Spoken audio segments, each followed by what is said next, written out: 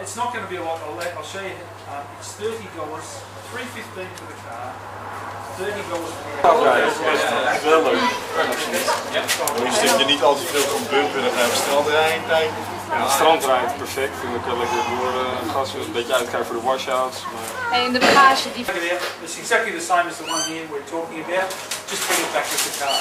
Okay, now I'll leave it down there. Now the two most important things, or the two things that have caused the most problems over the years, are driving the car at night and driving into the ocean. Now the only reason I know of that you drive at night is a medical emergency. Any of the information centres, Dilly Village, Euron, Thunderborough, Waddy Point, they're all ranger stations, and if you've got a medical problem during the day they can help you there. But if it's after hours, you have to drive to the nearest public phone and ring 000, and that phone will divert to the medic if there's one on the island, or the phone will divert to the local hospital and they can send a helicopter and the doctor to the island if it's serious. Now, a shortage of beer, firewood, cigarettes, it's never ever been a medical emergency or a reason to drive at night. Okay, and the amount of 2 hours before high tide until 2 hours after. And we've listed your tides at the bottom here. Tomorrow, Tuesday, the high tide is at 11:01 in the morning. So our vehicles cannot travel on the beach between 9:01 and 1:01. 2 hours before, 2 hours after. Now the following day, Wednesday, it's 11:56. So you can't drive from 9:56 until 1:56. Now, ideally you travel at low tide, which is 6 hours either side of every high tide. But tomorrow, it's like 5 o'clock in the evening and 5 o'clock in the morning, which is not much good to you. But the reason I mention it is, the closer you get back to these tide times, the more restricted the driving gets as the beach narrows up. Now these drive times here, they're not just recommendations, they're the absolute minimum times. Dat is toch vrij lullig. You can't drive in the salt water until where the soft sand begins, there's a strip of hard sand where you can drive the car. Now if that's not there, you may have to wait another half hour or an hour until that appears. Okay? Because sure, the cars are four-wheel drives and sure they'll drive in soft sand for 1 or 2 kilometres, no problem at all. But you can't drive them for 30 or 40 kilometres in soft sand. It just overheats the engine or burns out the clutch or both. So if that's not the case, just have a swim somewhere, stop and drive inland, do whatever, but don't drive in the soft sand continually. Now we don't want you to travel anywhere on the western side of the island. Nearly all of it's covered with mangroves up to about Moon Point. Now it is possible to drive up here, but it's just considered too soft. There's about 30 cars a year on average are lost in the ocean along here, like the red one on the notice board there. So a lot of people come over here to see whales, and if you're in a boat, that's the best place in the world to look at whales, but it's certainly not at this beach here. They don't come within several kilometres of the shore. The best places over here are around Indian Head. They come right into the base of the headland, and they're very easy to see here, or anywhere up and down the eastern beach for that matter. Now this black line here, it's not a fence or a road or anything, it's an optimum 3-day travel area. So you don't drive all over the place using lots of time and fuel and basically drive in areas where there's nothing to see. So they're the best areas for driving. Now, all your driving's up and down the beach and you travel to and from the beach, the nearest things that you want to look at. It is possible, but not advisable to continually drive the island inland. The driving's just too slow and too rough. It's always much quicker. Go to the beach, go up the beach and go back in again to wherever you want to travel to. Now the inland tracks, the signs are terrific. Every intersection you come to, if they want you to use the road, they'll tell you how far to the next place, maybe 20 kilometres Lake Mackenzie, and if you're measuring the distance and something went wrong with the car or you had an accident, you'd know it was better to walk 2 kilometres further to get help rather than 18 kilometres back. So you always keep measuring the distance. Even leaving, I'll just get you to wait outside if you could for a sec, fellas. Yeah, the guys will come out and see you in just a sec. Okay, it doesn't matter how sick or hungry they look, none of them require feeding, and you leave any food out of the night or during the day in your camp, they'll take the lot. Even an esky with the lid clipped on it, they'll drag it away and chew the lid off. So you've got to keep your food in the car overnight, or anything you want during the day, you can hang it up in a tree. Now, in the mornings, I'll ask you to check the water. Yep. And the oil. And your oil. Okay. Make sure it's fresh water only, please. And there's oil in behind the seat if you should need it. So that's sufficient. Okay. Yeah. The water comes through up onto your electrics, and you'll stop the car straight away. Okay. So make sure any creek crossings you come to, slow down to first gear. And so it doesn't splash into the engine. Yep. Okay. Now, first thing you notice, there's no key as such. Spin the steer around. Do you have like stripping lines or? Just pack the beer bags on top and they'll keep everything down.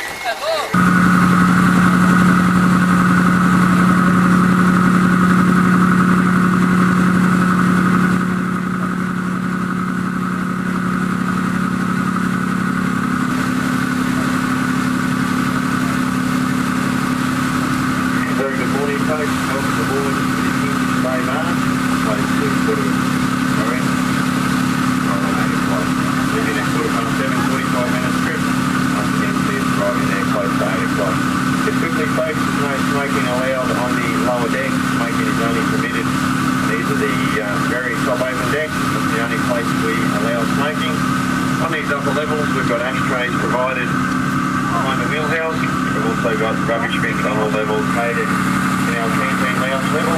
When you move through there, they're all stowed in the overhead rack.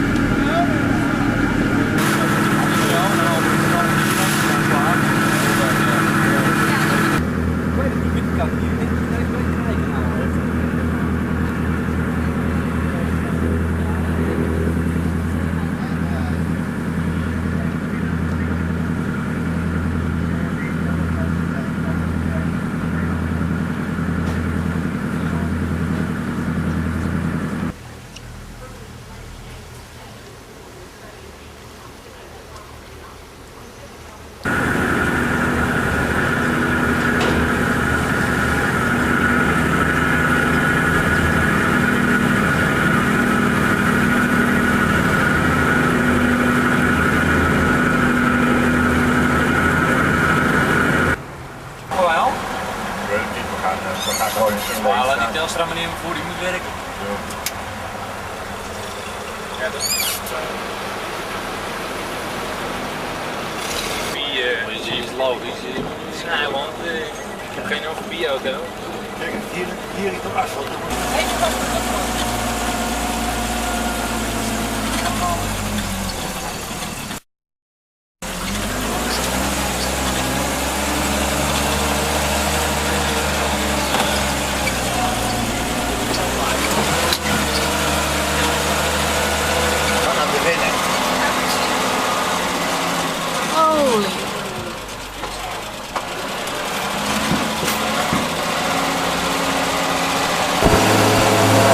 Zo lekker.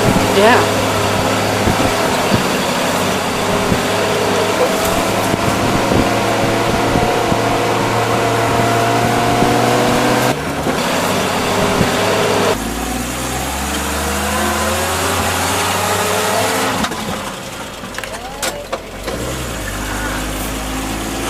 Je moet echt schakelen hier op deze straat.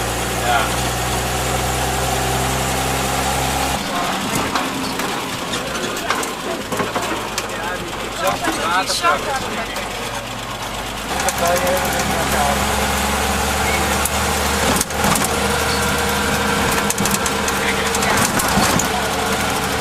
Pieter heeft naar beneden toe. Hier komt een hele stijl aan. Stop nog mee. Nou, we zitten dus al vast. Logen is alleen als je echt zeg maar, tegen een duin op moet. Ja. Oké. Ik ga nu eens proberen achteruit.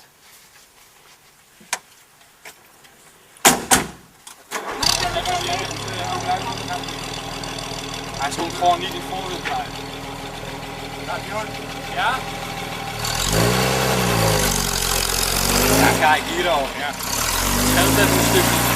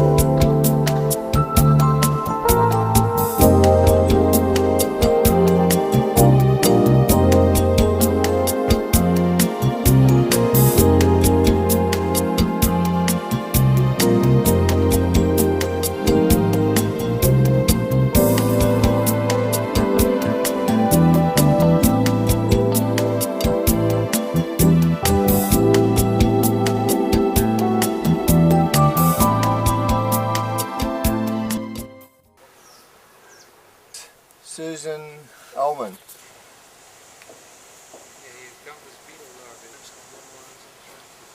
They can, like, not freeze is the word, but suspend the growing fetus. Yeah. So Yeah, we've seen that. the female's been fertilised and the eggs start to grow, and a drought comes, and it can just, instead of being, say, a 9-month gestation period, it'll just put it on hold. They flower the growing, yeah? Yeah. But you mean put it on hold so we could put it back again, or just Well, throw it out and then that's it? No, it just, you know, I guess the embryo, as Herbert said, just grows incredibly slow, but purposely. And then when the drought's over, then they get good food, the fetus grows again. See, they put it whereas on. most, like humans, you know, 9 months, that's it. Whereas a kangaroo can vary. I don't know what the time span is, but let's say from 6 months to 2 years, Yeah. which is pretty odd amongst animals.